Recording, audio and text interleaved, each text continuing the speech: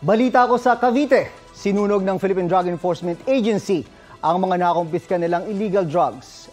May balita live si Oscar Oida. Connie, June, pasado alas 9 ng umaga nang ipasok sa tinatawag na thermal incinerator ang 1,019,204.7581 grams ng drug evidence.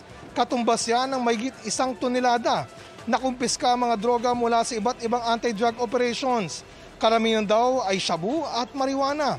Sabi ng PDEA, kabilang ang 274 kilograms ng methamphetamine hydrochloride o shabu na nasabat sa Manila International Container Port nitong October 6.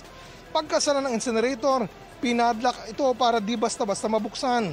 Winawasak ang mga ito sa pamagitan ng thermal decomposition o thermolysis o sa madaling salita, pagsunog ng gamit ang aabot sa 1,000 degrees centigrade. Saksi sa ginawang pagsira ang ilang kinatawan ng Kongreso, ng DOJ, DILG, PNP at NBI. Connie, June. Maraming salamat, Oscar Oida.